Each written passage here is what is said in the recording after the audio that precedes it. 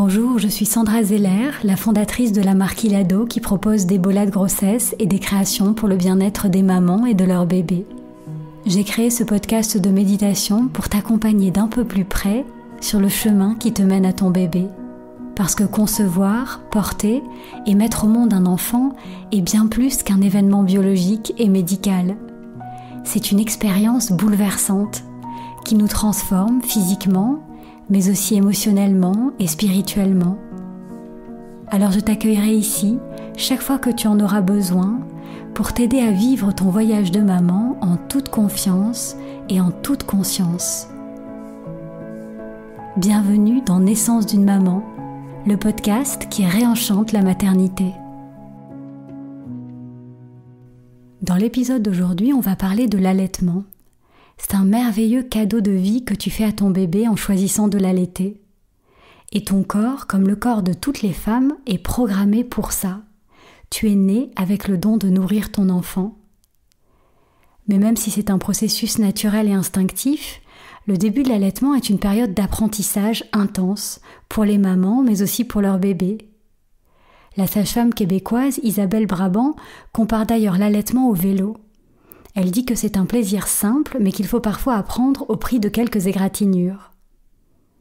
Alors afin de t'éviter certaines égratignures, et pour que ton bébé et toi puissiez découvrir le bonheur et la simplicité de l'allaitement, j'ai invité Julie Toutain à partager avec nous ses conseils. Julie est la maman de 3 enfants, et elle est également doula, formatrice, et autrice des livres Naître ici, guide de la naissance respectée en France, et Allaiter, guide des gestes naturels. Je te souhaite une belle écoute et j'espère que cet échange te sera utile si tu as fait le choix d'allaiter ton bébé.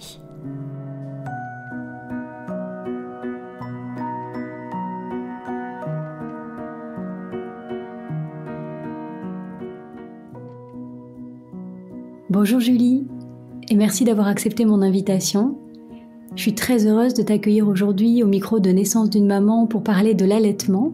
Alors même si nourrir son enfant naturellement est un don, allaiter c'est aussi un choix. Et la première question que j'avais envie de te poser, c'est pourquoi selon toi faire le choix de l'allaitement ? Quels en sont les bienfaits ? Alors coucou Sandra déjà, et merci à toi de m'accueillir et de m'inviter. Alors pour répondre à ta question, pourquoi faire le choix de l'allaitement ? Alors cette réponse est assez vaste et je trouve qu'en fait ce qui manque aujourd'hui c'est de l'information au sujet des bénéfices de l'allaitement.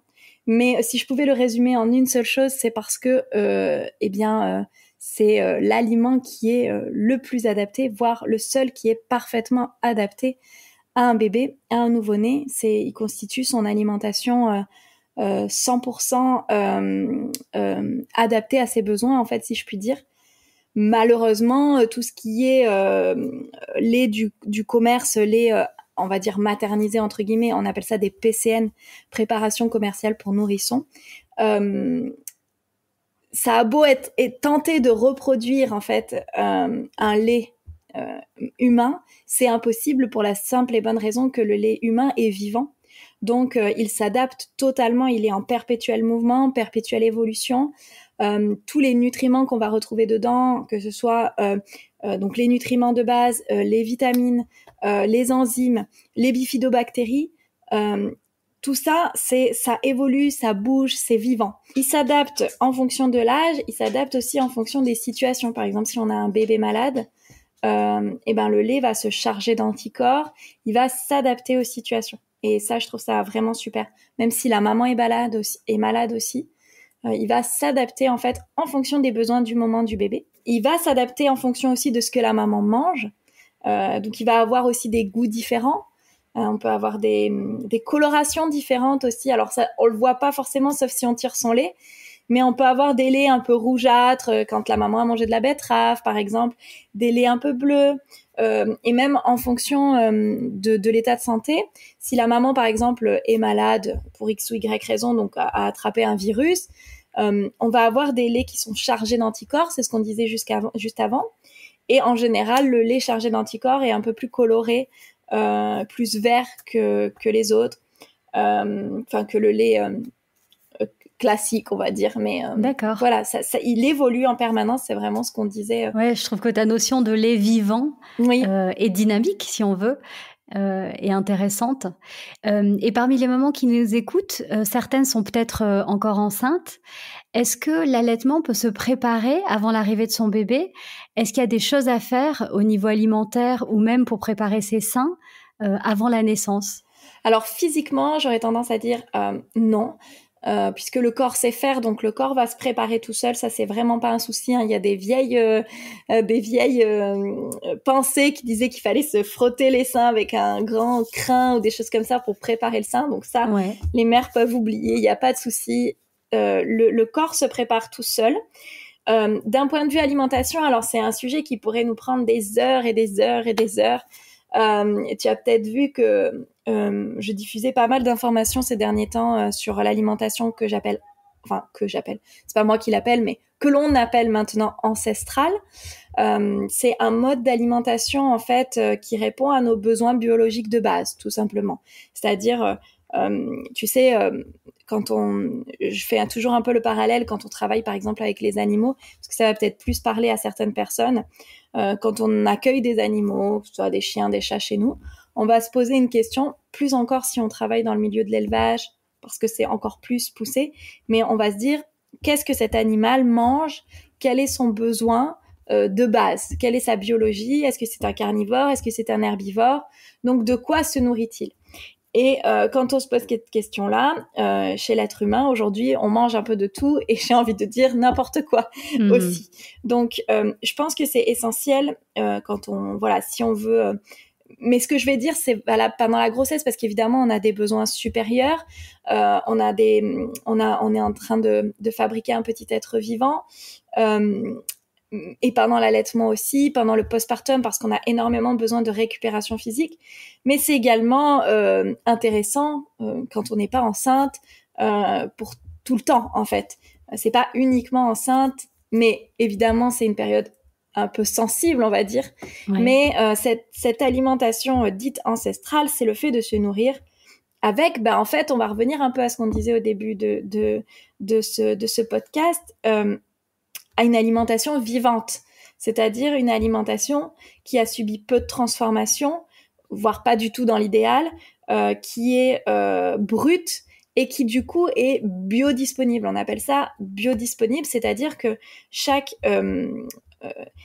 tous les nutriments qu'on va trouver dans cette alimentation va tout de suite être assimilé par l'organisme et va permettre à l'organisme de bénéficier de tout ce qui est nutriments, vitamines, enzymes et compagnie.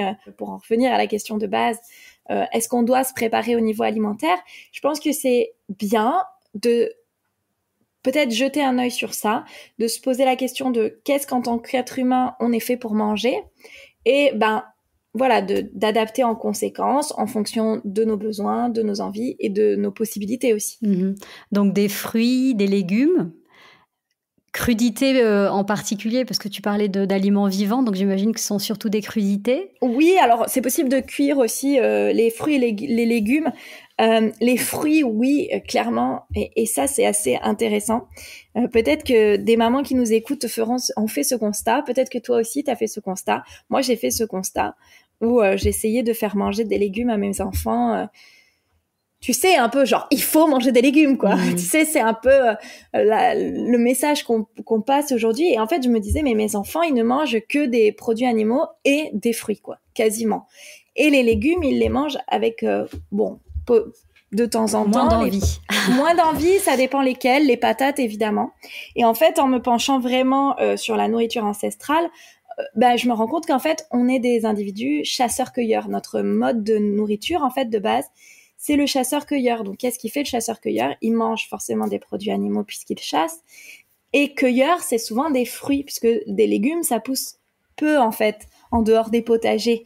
Tu vois, des fruits, on va avoir des arbres fruitiers, des baies, des choses comme ça. Les légumes, c'est plus compliqué à faire pousser, tu vois. C'est plus aléatoire. Donc, les légumes, c'est bon, mais en fait, les fruits, c'est presque encore meilleur. Et donc... c'est là qu'on voit que finalement, nos enfants, des fois, nous mettent pas mal sur la voie aussi Mais bon, après, il faudrait s'y pencher. Je pense que c'est pas. Je vais faire une petite parenthèse sur ce sujet alimentation, sinon ça va nous prendre trop de temps. Mais c'est très intéressant. Ce sera peut-être l'occasion d'un autre épisode. En tout cas, la grossesse, l'allaitement et puis même voilà le postpartum, c'est des bons moments de vie où on peut en effet se poser la question de ce qu'on met dans notre assiette. Carrément, ouais. Et quand les enfants grandissent et qu'on les nourrit, on se pose aussi beaucoup cette question-là. Oui, tout à fait. Moi, c'est souvent la maternité, généralement, je pense, et j'ai envie de dire, est quand même une période qui chamboule énormément, où on va se poser davantage de questions, où on peut remettre en question beaucoup de croyances aussi, beaucoup de choses qui sont acquises, qu'on pense acquises, et qui ne le sont pas forcément. Ça, je le vois beaucoup, et je l'ai expérimenté moi-même. Et je trouve que c'est assez intéressant aussi de se dire que on est en perpétuelle évolution, tu vois. Ce que je pensais avant n'est pas ce que je pense aujourd'hui et probablement pas ce que je penserai demain. Alors, en tant que maman, moi, j'ai un souvenir très ému de la première tétée de chacun de mes enfants.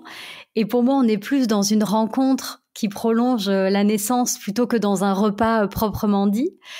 Quels sont tes conseils pour que cette tétée de bienvenue, comme on l'appelle, se déroule dans les meilleures conditions, à la fois pour la maman et pour son bébé?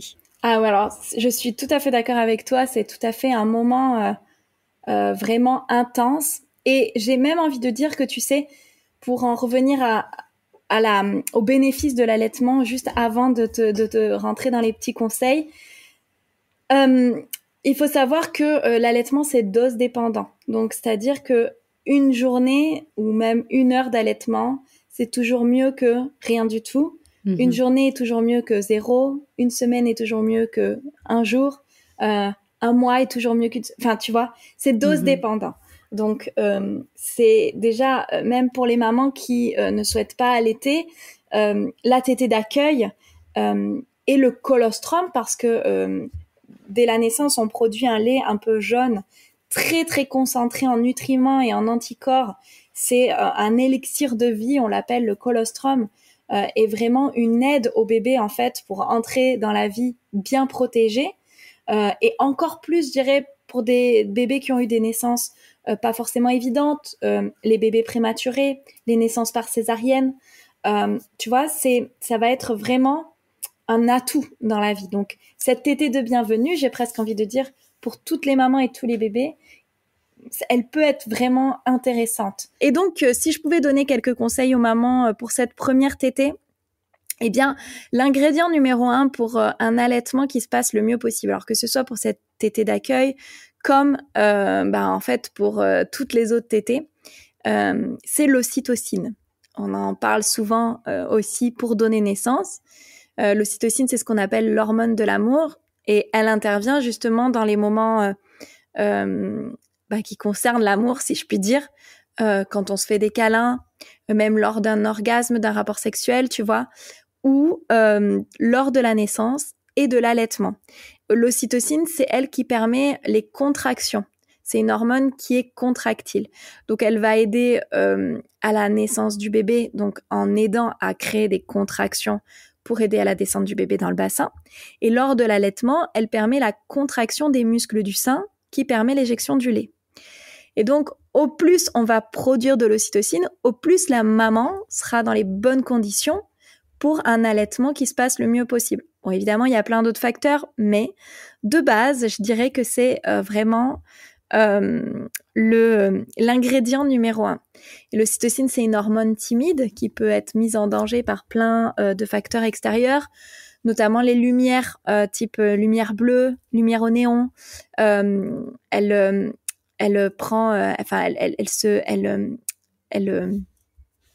mince, je perds mes mots des fois. C'est le mommy brain.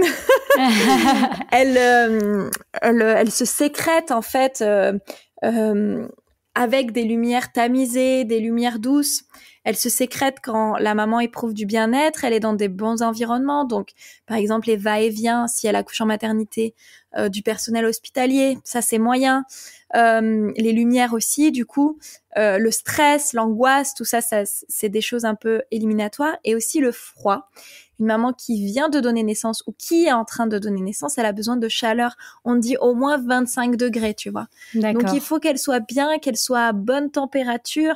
Il faut qu'elle se sente bien, en fait, tout simplement. Donc, je trouve que c'est idéal. Et ces conseils-là, j'ai envie de dire, elles seraient valables aussi pendant la naissance. C'est ce à quoi je pense. Je pense à tout ce que dit Michel Audin sur aménager son territoire de naissance. Finalement, Exactement. On est là-dedans. Et tout à fait. Donc, de l'intimité, de la chaleur, pas de lumière de l'obscurité, vive, du calme. De la douceur, de l'amour aussi.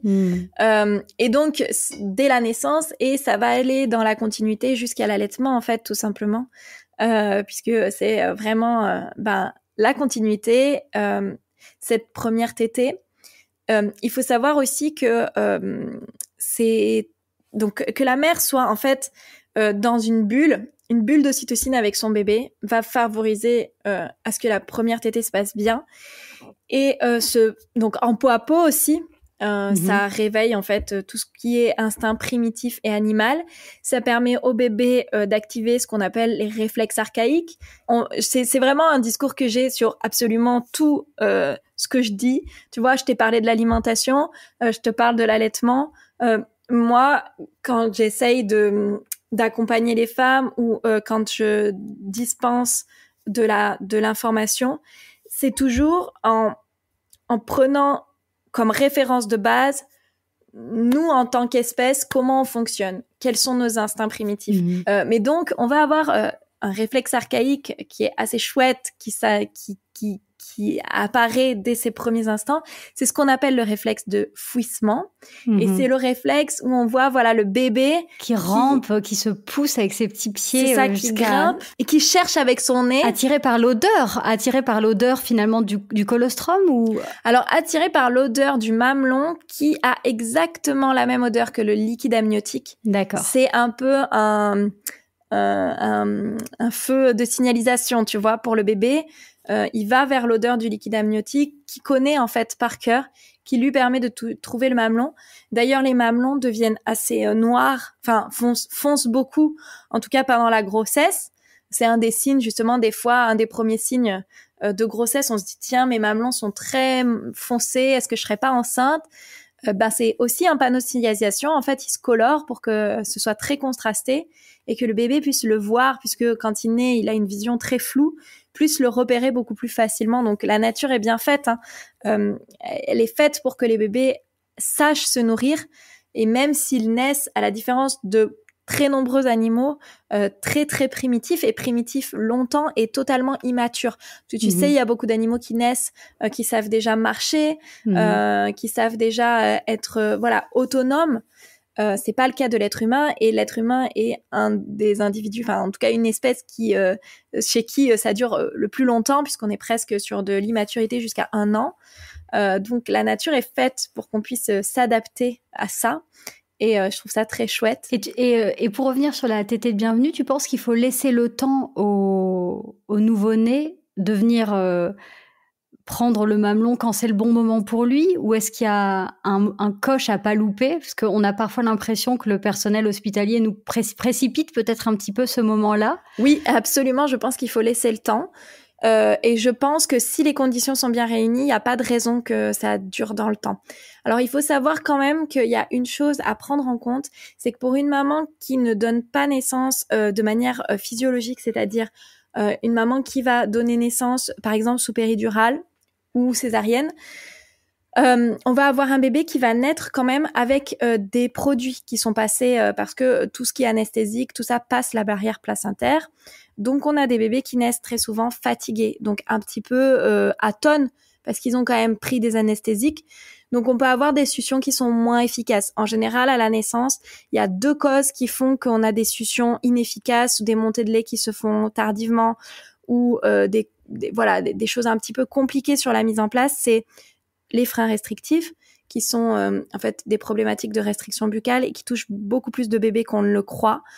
Parce que les freins restrictifs sont en fait une conséquence de notre involution d'être humain, puisque maintenant, depuis qu'on va contre notre façon d'évoluer primitive, on est plutôt en involution. qu'en évolution. Donc, nos mâchoires se sont modifiées avec nos alimentations et ça date pas d'hier, hein, ça date d'il y a des centaines d'années. Avec l'agriculture, nos façons de consommer qui sont très différentes. Donc il y a ça, les restrictions buccales et la naissance en elle-même. Donc souvent les naissances soit traumatiques, parce qu'il faut pas oublier que parfois même les naissances physiologiques peuvent être traumatiques. Traumatique pour la mère, pour le bébé, une naissance qui s'est passée très très rapidement, donc avec un bébé qui a pas trop eu le temps de voir ce qui s'est passé, qui a subi un peu le mouvement d'un coup, une naissance médicalisée avec des bébés qui sont nés sous anesthésique, etc. Donc tout ça fait que ça peut créer des difficultés à la première tétée, mais c'est important quand même, du coup, je pense, de avoir le climat et de laisser quand même le temps à la maman et au bébé d'atterrir, parce que ces premiers instants, ils sont fondamentaux, parce qu'ils reviennent pas, en fait, si on les... Parce que je vois... Vraiment, moi, j'accompagne les mamans depuis un certain nombre de temps. D'abord à l'allaitement. Enfin, j'ai d'abord été dans l'allaitement. Et ensuite, je suis devenue doula pour accompagner les naissances aussi. Et il y a beaucoup de premiers instants qui sont volés littéralement aux mamans et aux bébés. Et je trouve que c'est super important. Donc là, je vais pas forcément parler, je vais pas prendre ma casquette doula naissance, mais de préparer en amont, surtout quand on accouche en maternité, ce qu'on veut. Son projet de naissance. Son projet de naissance, tout à fait. C'est super important, notamment au sujet de l'allaitement. Et son projet d'allaitement aussi, ouais. Voilà, et dans les premières heures.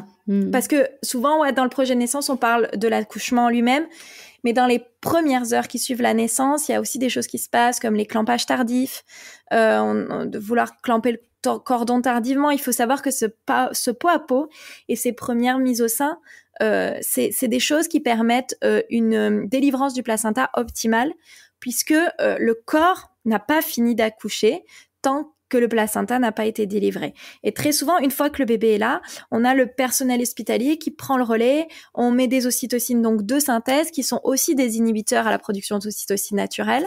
On pousse un peu le corps pour que le placenta se délivre vite parce qu'on est en stress, des hémorragies, des choses comme ça. Et en fait, plutôt de laisser la bulle de la maman et du bébé, ça permet justement que le bébé atterrisse, retrouve des sensations. C'est un petit extraterrestre qui vient au monde, hein.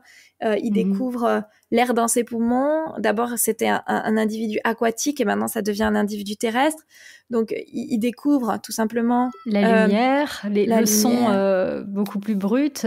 Tout à fait, le son, la lumière, la respiration. Voilà, tout est un peu nouveau et fort. Et donc, ce bébé, il a besoin d'une chose, c'est le contact de sa maman. Je me pose une question. Si la tétée de bienvenue se passe pas de manière optimale, comment est-ce qu'on peut rattraper? Donc évidemment, ce sera pas la même chose, mais qu'est-ce qu'on peut faire a posteriori pour essayer de retrouver cette magie et repartir sur des nouvelles bases? Alors, il y a pas mal de choses à faire. Alors déjà, dans le premier temps, je dirais, c'est vraiment essentiel, surtout si on veut que l'allaitement se passe bien, de se diriger vers un professionnel et d'être accompagné, je pense. Parce que l'allaitement, c'est inné, c'est naturel, mais on l'a vu, on est en involution. Et en plus, on est dans une société qui va un peu à contre-courant de tous les besoins primitifs. Donc, l'allaitement, c'est pas quelque chose qui est promu, on va dire, dans notre société, qui est vu, qui est beaucoup mis en avant, sachant qu'il faut savoir qu'une femme a des chances de voir son allaitement être plus performant, en tout cas plus facilité si elle a des modèles d'allaitement dans sa vie. Donc tu vois, dans des cultures où c'est toutes les femmes allaitent, que c'est monnaie courante de voir des femmes allaiter, c'est beaucoup plus fluide pour les nouvelles mères. Nous, on est quand même dans une société où on voit très peu d'allaitement. Donc c'est super important d'avoir du soutien. Alors déjà par un professionnel qui est formé et qui va pouvoir donner les bonnes informations. Et où est-ce qu'on trouve ces professionnels? Parce que c'est pas forcément une sage-femme, c'est quelqu'un vraiment de spécialisé? Alors oui, tu as plusieurs professionnels. Tu as les IBCLC, c'est le professionnel médical de l'allaitement. C'est le professionnel numéro 1 et référence de l'allaitement.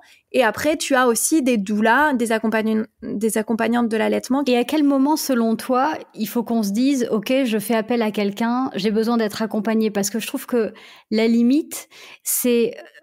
Enfin, on a beaucoup de croyances limitantes en ce qui concerne l'allaitement.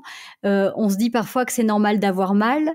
que c'est normal que ce soit inconfortable. Il y a quand même, il y a un besoin de réussite et on n'ose pas forcément dire si on a l'impression que ça marche pas. Et je pense qu'il y a beaucoup de mamans qui subissent un petit moment avant vraiment de faire appel à un professionnel. Selon toi, est-ce que tout le monde devrait avoir finalement le conseil d'un professionnel dans tous les cas, et puis du coup ça se prépare avant la naissance, on a ce rendez-vous où on nous parle d'allaitement, ou est-ce qu'il y a des signes qu'il faut qu'on repère en se disant ok là c'est pas normal, j'ai mal, je dois aller voir quelqu'un. Enfin tu vois, à quel moment on fait appel au soutien extérieur? Alors, je pense que tu as résumé beaucoup de choses dans ce que tu viens de dire. C'est très intéressant. Oui, je pense que moi, j'ai fait très souvent enfin, c'est pas des préparations, mais un petit rendez-vous, on parle allaitement. Et je trouve que c'est très important. Ce que je dis dans mes formations aussi, tu vois, c'est que les mamans devraient avoir le contact dans la poche dès la maternité. Ça devrait être dans la liste, tu sais, de valise de maternité, le contact de quelqu'un formé à l'allaitement, parce que ça peut arriver à tout moment, et parce que en fait, au-delà du fait d'avoir des signes ou des problématiques, en fait, quand on devient maman, on se retrouve avec un tout petit être et on se retrouve avec plein de conseils de personnes et plein de conseils différents et parfois contradictoires. Et très souvent contradictoires. Hein. Faut pas se leurrer. Mais à la maternité, on se retrouve souvent avec des professionnels qu'on ne connaît pas et qui nous connaissent pas et qui ne connaissent pas nos besoins. Enfin, ceux des mamans en tout cas. Et du coup, on peut avoir tendance à se dire mince, elle m'avait dit que. Mais en face d'un professionnel médical, on remet en question en fait ce qu'on croyait juste. Donc, je trouve que c'est important, en fait, pour les mamans pendant la grossesse d'avoir quelqu'un de confiance qu'elles pourront contacter, ne serait-ce que par un petit texto. Est-ce que c'est normal ça pour se sentir bien. Parce qu'en fait, j'en reviens en fait toujours au même point. De base, on sait faire de manière instinctive. Mais on est dans une société qui fait qu'on est complètement dans l'infantilisation. Et on met vraiment beaucoup en doute. Et ça, c'est un vrai combat pour moi. On parle aujourd'hui, il y a des mots anglophones qui existent, tu vois, tels que l'empowerment. On pourrait dire empuissancement en français. C'est vraiment cette capacité émergente des femmes à donner naissance, à nourrir leur bébé, à être dans leur corps, dans leur instinct. Parce qu'aujourd'hui, on est dans l'infantilisation. On a des femmes qui rentrent dans un processus, on va leur dire comment elles doivent donner naissance, on va leur dire ce qu'elles doivent faire, et on va surtout leur dire qu'est-ce qui est bon pour leur bébé. Alors que selon moi, en tout cas quand j'accompagne les mamans et quand je forme les professionnels, je trouve que le maître mot, c'est de demander d'abord à la maman ce qu'elle en pense et ensuite au professionnel. Parce que elle sait, en fait, elle est capable de savoir si son bébé va bien, elle est capable de savoir. Mais on est tellement en train de retirer progressivement ces capacités aux femmes qu'aujourd'hui, on a des doutes.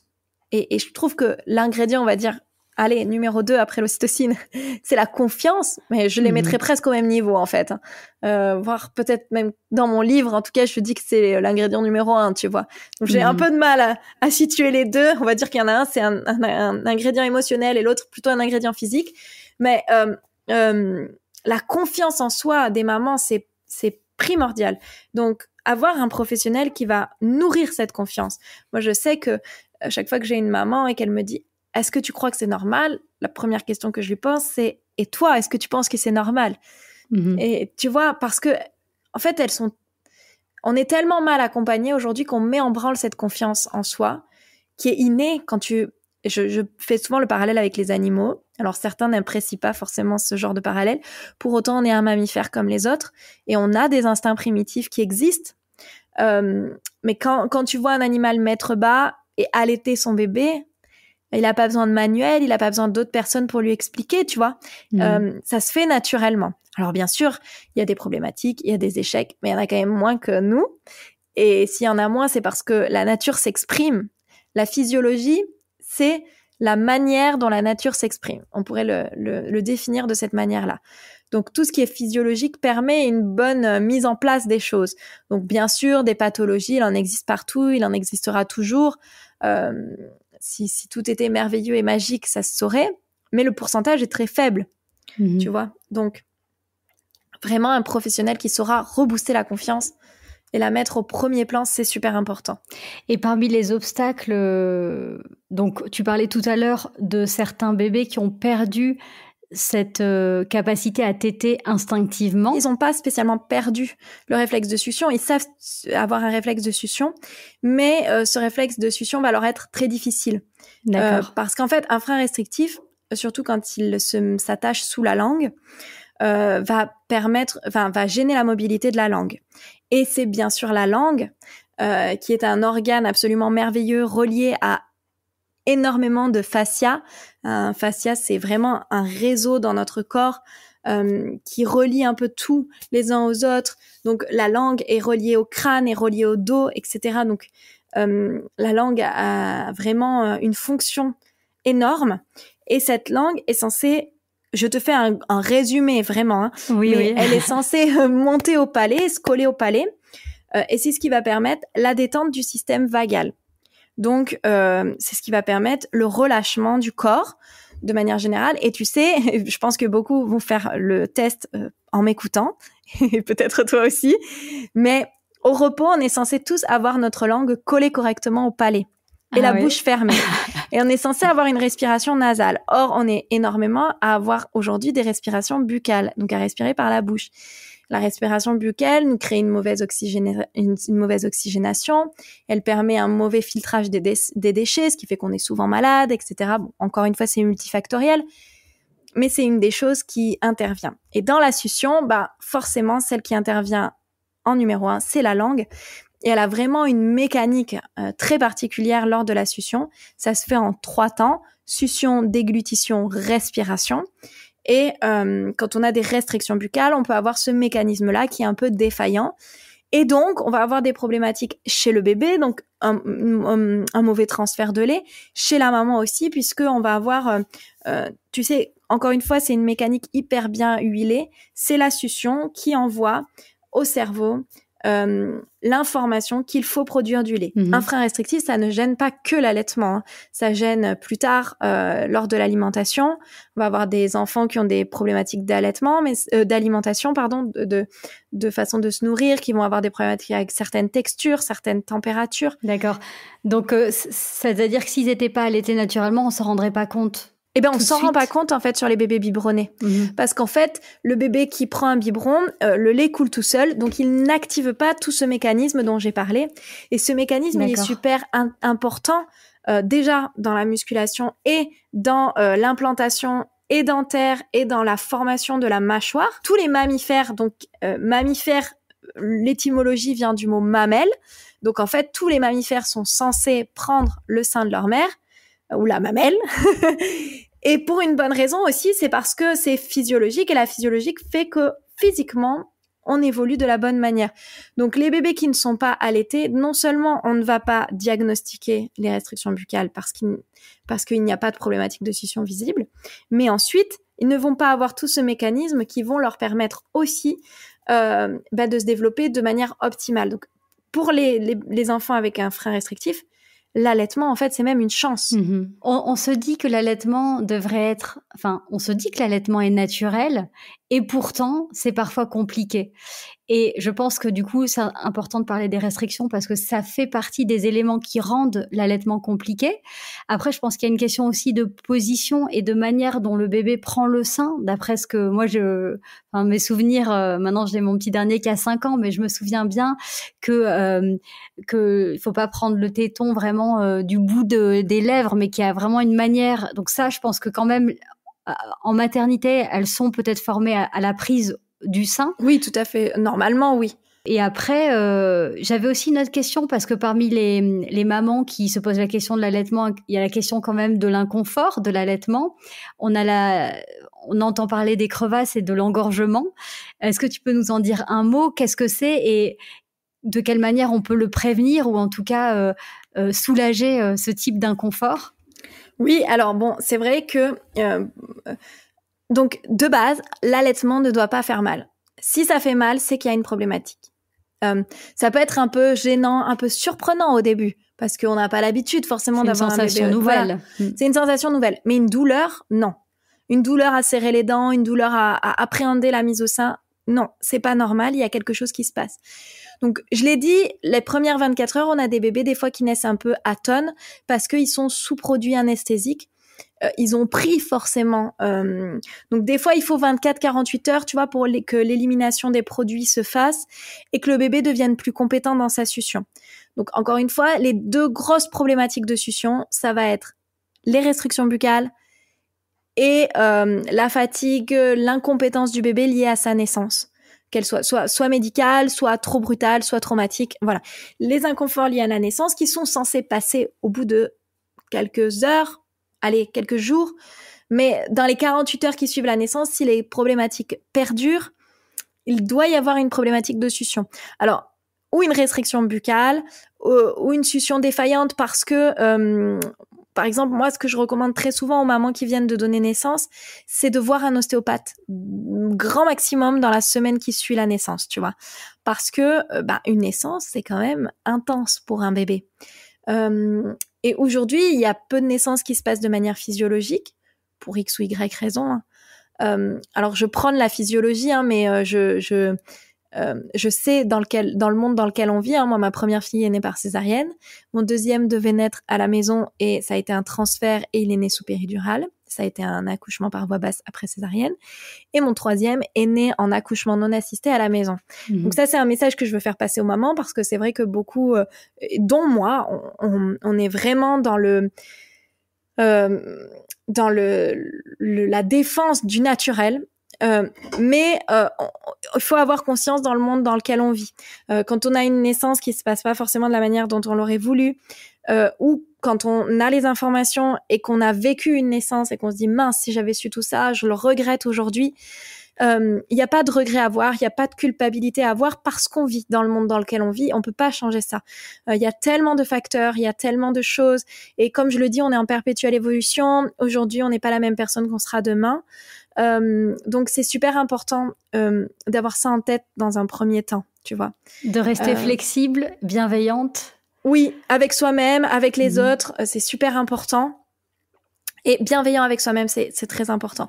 Donc forcément, l'impact d'une naissance médicalisée sur l'allaitement, elle y est.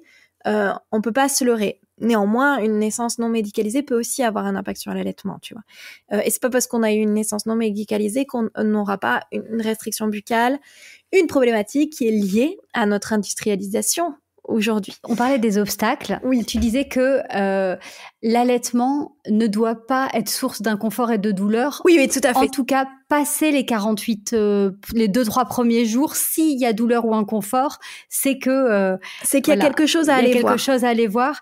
Et du coup, voilà, moi, ce que j'avais en tête, c'était engorgement et crevasse. Oui, je vais en parler vite fait. Les crevasses, donc c'est une petite gerçure qui se crée dans le sein, une fissure, et qui est extrêmement douloureuse, surtout quand un bébé tète mal et qui tète sur la douleur. Donc, quand on a des crevasses, le meilleur allié, c'est le lait maternel. Le lait maternel est hydratant, cicatrisant. Donc, en fin de tétée, t'appliques un petit peu de lait sur ton téton. Sur une compresse, tu l'imbibes et tu le mets sur le sein. Et ça soulage aussi. Laisser les seins à l'air aussi pour permettre la cicatrisation. Tu vas éviter les tissus qui frottent, etc. Mais néanmoins, vérifier la succion du bébé. Premier truc. Et j'avais dit de faire voir un ostéopathe aussi, ça, dans la première semaine, parce que ça peut être ça aussi, tu vois, qui fait que des fois, un bébé va avoir mal et il va avoir du mal à se positionner. Il y a un sein qui va avoir une crevasse et pas l'autre. Et souvent, c'est parce qu'il a du mal à mobiliser sa tête, parce qu'il a fait un mouvement dans le bassin. Oui, parfois, il y a des torticolis même chez les Exactement. Chez les nouveau-nés, ouais. Torticolis ou même des tensions X ou Y, tu vois, un bébé, il naît souvent avec des tensions, et comme je l'ai dit, en fait, parce que c'est là que je suis partie sur la physiologie, mais il y a beaucoup de naissances qui sont pas physiologiques, donc forcément, et même dans certaines naissances physiologiques, un bébé a besoin de voir un ostéopathe. Et c'est vrai qu'on fait pas forcément le lien entre l'allaitement et l'ostéopathie. Et pour autant, un bébé qui est libre de tension, il est libre d'avoir une bonne mobilité et du cou et de la bouche et de la langue. Donc voilà, un bébé qui a des tensions, c'est un bébé qui peut pas forcément bien téter. Donc ça c'est important. Et pour ce qui est engorgement, Alors, l'engorgement, c'est pareil. S'il y a engorgement, c'est que alors les 8 premières semaines, c'est une période, donc les 2 premiers mois du bébé, où la lactation s'équilibre un peu. Donc on peut avoir quand même des fois des bébés, le temps que le message s'envoie au cerveau, tu sais, des fois, tout d'un coup, on passe de rien à peut-être 10 tétés par jour. Donc là, la machine s'emballe un peu et se dit waouh, faut produire. Qu'est-ce qui se passe? Donc le temps que tout s'équilibre, ça prend à peu près 8 semaines. C'est une période en général où je déconseille vraiment fortement. Je suis pas à diaboliser les instruments, même si je pense qu'il faudrait s'en passer au maximum. Mais c'est plutôt les 8 premières semaines qu'on va essayer d'éviter d'introduire tout ce qui est biberon, tétine, parce que ça peut perturber. Perturber la machine qui a besoin d'être dans l'équilibre à ce moment-là. Donc il peut y avoir des engorgements les 8 premières semaines parce que voilà, la machine, le message est un peu trop important par rapport à la production. Enfin, en cas d'engorgement, j'avais entendu parler des feuilles de chou. Alors oui, les feuilles de chou, ça marche bien. Ostéopathie, moi j'avais essayé, ça avait vachement bien fonctionné. Alors l'ostéo peut marcher. En fait, un engorgement, c'est quoi? C'est un canal lactifère qui est bouché. Il y a plusieurs canaux lactifères dans le sein et c'est un canal qui se bouche. Donc l'idée, pour le soulager, ça va être de le déboucher. Et l'allié numéro 1 du débouchage de canal lactifère, c'est le bébé. Et il faut savoir que la succion est la plus efficace au niveau du menton du bébé, donc de la langue. C'est là où la langue appuie, la langue fait des vagues. Donc, dans l'idéal, il faudrait arriver à mettre le menton du bébé au niveau de la douleur, du côté de la douleur. Il y a une position qui marche très bien aussi, c'est la position de la louve, qui est assez rigolote. Puis quand on a un bébé qui est un peu grand et qui réagit, ça le fait beaucoup rire en général. C'est le bébé est allongé sur le dos sur un matelas et la maman est à 4 pattes au-dessus. D'accord. Et en fait, c'est forcément, tu vois, c'est une histoire de gravité, hein. Vu que le sein est vers le bas, ça permet au lait de s'écouler beaucoup plus facilement que si la maman était allongée elle-même sur le dos. Forcément, ça va aider. Et toujours le menton du bébé du côté de la douleur. D'accord. Et ben pour l'ingrédient numéro 1 d'un engorgement, c'est téter à volonté. Téter. Plus le bébé va téter, plus l'engorgement va partir. Et plutôt une tétée qu'un tirage de lait, hein, évidemment, parce que le tirage va stimuler sans drainer efficacement. Alors, ça va drainer quand même, ça peut aider hein, sur un bébé qui tète pas bien, etc. Il y aura rien de plus efficace que le bébé. Et les feuilles de chou soulagent, surtout si on les a mis au congèle juste avant l'application du froid. Alors l'application du froid, ça aide au drainage, hein, au drainage de la lymphe aussi, donc forcément c'est agréable. Les massages et passer aussi le pommeau de douche chaud, tu vois, sur la zone, ça peut soulager. Il y a une technique qui marche aussi, c'est ce qu'on appelle la technique du verre d'eau chaude. Alors il s'agit de remplir un verre d'eau bien chaude, et pas brûlante sinon c'est bouillante, mais bien chaude au plus proche, et de le mettre en ventouse sur le sein. Et en général, donc il faut que le mamelon soit immergé, on va voir un filet de lait s'échapper du mamelon. Et donc ça va permettre au sein de se déboucher un petit peu, tu vois, au canal de se déboucher. Voilà, donc ça c'est des petits tips.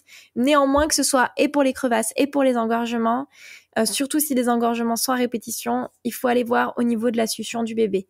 Et le problème qu'on va avoir très souvent quand il y a des problématiques de succion du bébé, c'est qu'on va avoir aussi des problématiques de poids du bébé. Et en maternité, c'est souvent le moment où on va introduire des compléments.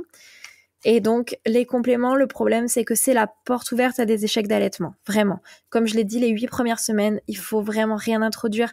Donc là, si on a le moindre doute sur la succion de son bébé, on fonce voir un professionnel formé. Ouais. Vraiment. Avant de passer à des solutions... Oui, et en maternité, c'est très souvent qu'on va proposer des compléments parce que le poids des bébés est un gros stress.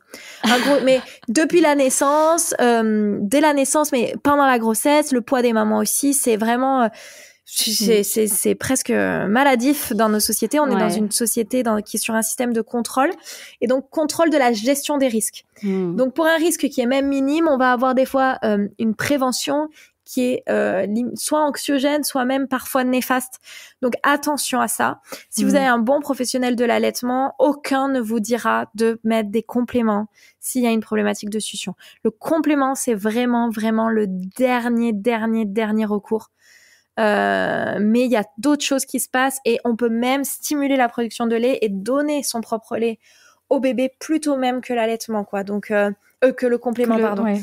Donc voilà, le dernier recours, c'est le complément. Si on propose des compléments, on va vers un professionnel, on dit hop, on attend, je vais voir un professionnel à l'allaitement, et encore mieux un professionnel à l'allaitement formé aux restrictions buccales. Et d'ailleurs, c'est vrai que quand on allaite, les tétées sont irrégulières en général, et l'une des inquiétudes, c'est de savoir est-ce qu'on nourrit suffisamment son bébé. Donc le poids, c'est un indice, mais il y a d'autres indices. Quels sont les signaux auxquels il faut être attentif pour savoir si notre bébé il tète suffisamment et s'il mange à sa faim? Alors le poids, c'est un indice, oui et non, parce que le problème, c'est que des fois, les bébés sont pesés sur des balances différentes. Donc il peut y avoir des fois 500 grammes de différence sur une balance. Bon, là, c'est une grosse marge, mais il existe des grosses différences d'une balance à l'autre. Ça peut être plus anxiogène qu'autre chose. Un bébé qui a un bon transfert de lait, déjà, c'est un bébé qui va bien.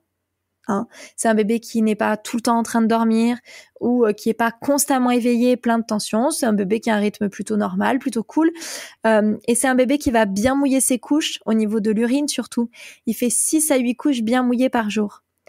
Et encore une fois, je pense que les meilleurs pour savoir si le bébé va bien, c'est les mamans. Souvent, une maman, elle prend son bébé dans les bras tout le temps. Elle le voit si son bébé y perd du poids. Elle n'a pas besoin d'une balance pour ça. En général, les mamans, si on renforce leur confiance en elles sont capables de savoir si leur bébé va bien, prend bien du poids. Donc, moi, en plus, toujours, j'ai beaucoup de mamans inquiètes, surtout au sujet de l'allaitement, parce que on les inquiète aussi beaucoup. Surtout, il y a des gens qui demandent de mesurer, de peser le bébé avant et après une tétée, de prendre, de noter carrément les tétées du matin au soir, combien de fois il a tété par jour. Stop. Un bébé peut téter 6 fois par jour et être très très efficace, et un bébé peut téter 10 fois par jour, ne pas l'être. Et un bébé qui tète 6 fois peut être tout autant efficace qu'un bébé qui tète 12 fois. Ça dépend et des capacités du bébé et de la capacité de stockage de la maman. Et ça, on peut pas le savoir avant, on peut pas même le savoir des fois pendant. Juste, il faut se faire confiance, observer le bébé, c'est vraiment le truc numéro 1. Et un bon transfert, c'est un bébé qui mouille bien ses couches. À partir de là, c'est qu'il a un bon transfert de lait. D'accord. Quels sont les premiers indices qui peuvent nous montrer qu'il a faim? À quoi est-ce qu'il faut être attentif? Alors, les premiers signes d'éveil du bébé, c'est déjà, souvent, on met au sein les bébés dès qu'ils sont dans des stades d'éveil, en fait, tout simplement. Dès qu'ils commencent à bouger, à ouvrir un peu la bouche, on peut les mettre au sein, c'est qu'ils ont faim. D'accord. Premier palier, c'est ça. Quand il commence à chercher à mettre ses mains dans la bouche, il a déjà très faim. Il avait déjà faim un peu avant. Mais ça, encore une fois, je te dis, je pense vraiment, les mamans, elles apprennent à connaître leur bébé petit à petit, et elles sont capables de le voir. Au début, forcément, il y a plein de questions, et puis plus ça va, plus on a de bébés, plus tu vois les mamans, elles attrapent le bébé, elles le mettent au sein, elles se posent même plus de questions. Puis à la limite, il vaut mieux le mettre au sein pour rien que pas le mettre, en fait, tout simplement. Donc, il faut savoir que le sein répond à 99% des besoins du bébé, à part celui d'être changé, par exemple, où là, malheureusement, on peut pas utiliser du sein. Mais si le bébé est inconfortable, si le bébé a besoin de contact, si le bébé a pour X ou Y un inconfort, le sein sera toujours la bonne réponse. Donc, pourquoi s'en priver? Je vois beaucoup de mamans, ça aussi, qui disent mais on me dit qu'il est toujours au sein. Est-ce que c'est normal? Mais oui, c'est totalement normal d'avoir un bébé qui est pendu au sein. Un bébé, il a des besoins de succion, ça libère de l'endorphine. Ça permet encore une fois l'activation du système vagal et donc la détente. Donc, en fait, un bébé qui est au sein, c'est un bébé qui est totalement normal. Et quel que soit l'âge, quand il est encore tout petit, un bébé qui a beaucoup besoin du sein pour se rassurer, c'est un bébé qui est totalement normal et où tous les signaux sont au vert. Donc on oublie un petit peu ce que nous raconte Tata Janine, qui nous dit oui, mais ce bébé il est tout le temps collé à ton sein, tu vas lui donner des mauvaises habitudes. Non. Et d'ailleurs, plus on va renforcer le sentiment de sécurité d'un bébé, plus on va en faire un enfant autonome rapidement. Confiant, autonome, sécurisé. Exactement. Donc voilà. Je pense que c'est une belle manière de terminer cette conversation. Tout à fait. Julie, merci infiniment. Avec plaisir. On a balayé beaucoup de sujets et on a été aussi dans des directions auxquelles j'avais pas pensé. Tu vois, tu as beaucoup parlé de l'alimentation ancestrale, des réflexes archaïques et cette notion un peu d'en revenir toujours aux racines. Oui. Et puis à son instinct, à son intuition.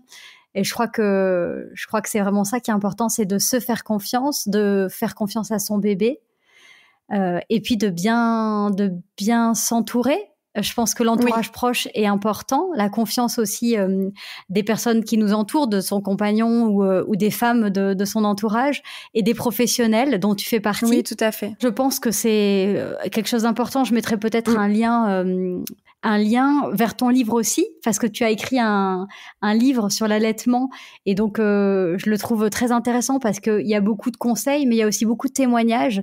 Et comme tu le disais, on est finalement aujourd'hui moins entouré de femmes qui allaitent, et du coup on a moins cette impression de normalité, et parfois entendre des témoignages, ça fait du bien, des témoignages d'allaitement positif et heureux. Oui. Et pas seulement de personnes pour qui ça a été difficile. On entend beaucoup les gens quand c'est difficile, mais moins quand c'est facile et simple. Oui, tout à fait. Et puis, je voulais juste te rajouter... Attends, donc, les IBCLC, oui. Et tu as aussi l'Institut Au sein aux douceurs qui forme les professionnels aux restrictions buccales. Alors, il en existe d'autres, mais sur l'Institut Au sein aux douceurs, tu peux le mettre. Il y a un annuaire de personnes formées aux restrictions buccales, en plus d'être formées à l'allaitement. Parce que les personnes formées aux restrictions buccales, c'est pas forcément des IBCLC, ça peut être des orthophonistes, des ostéopathes, des chiropracteurs, tu vois, ça peut être des ORL, enfin, voilà. Donc, s'il y a des doutes sur les restrictions buccales, les personnes formées, c'est bien aussi. Très bien. Merci beaucoup, Julie. Eh ben, merci à toi. Merci de m'avoir reçue. Merci pour ce moment partagé. J'espère que ce podcast te fait du bien. Pour qu'il puisse accompagner le plus grand nombre de mamans, merci d'en parler autour de toi, à tes amis ou même à ta sage-femme. Pour découvrir tous les rituels bien-être d'Ilado, nos tisanes bienfaisantes, nos pierres naturelles ou encore nos cocons d'emmaillotage, je te donne rendez-vous sur ilado.fr. Et je t'invite aussi à rejoindre notre communauté de mamans sur le compte Instagram Naissance d'une maman. Je te souhaite une grossesse sereine et une naissance harmonieuse, celle de ton bébé, mais aussi la tienne en tant que maman. Alors prends soin de toi et souviens-toi, tu es merveilleuse.